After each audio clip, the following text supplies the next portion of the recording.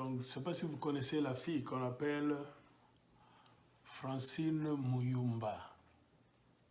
Vous avez suivi, comme vous le savez, le pays est dans un grand désordre.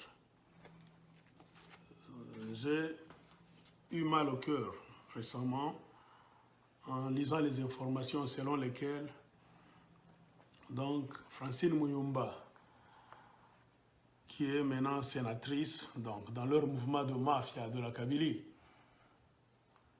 Donc elle était venue à Lubumbashi quand le PPRD donc, et le club de FCC voulaient organiser leurs élections de mafia pour donc faire sortir leur gouverneur.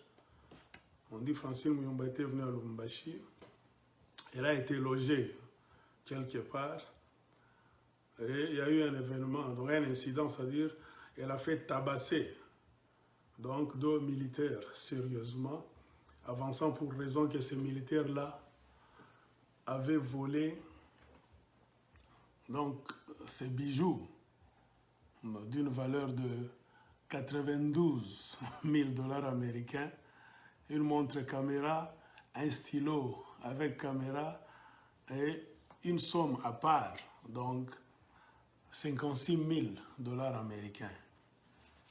Donc pendant plus ou moins 5 jours, ces 2 militaires là-bas étaient torturés, donc sous les ordres d'un général congolais qui s'appelle général Mushimba.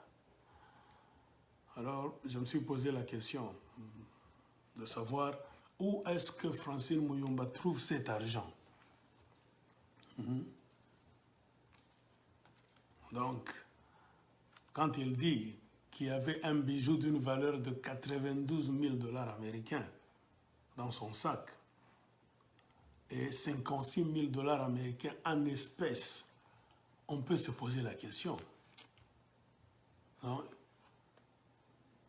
Une personne qui est trempée dans la politique du Congo et qui n'est pas une femme d'affaires, à ce que nous sachions, où est-ce qu'elle a trouvé tout cet argent? Alors, vous voyez bien que ça montre clairement que le pays est saigné à blanc. Le pays est vraiment saigné à blanc. Et n'importe qui peut faire la loi.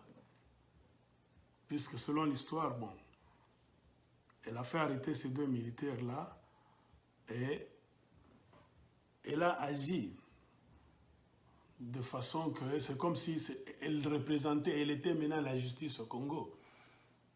Donc ces militaires-là, qu'elle a soupçonnés, les 2-là, étaient battus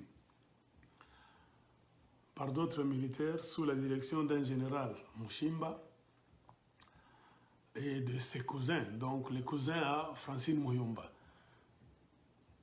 qui étaient avec elle à la résidence. Et tout ça fait suite donc à l'esprit de la jungle. Quand on vous dit que le Congo, vraiment, c'est une jungle, il y a des gens qui ne parviennent toujours pas à nous croire.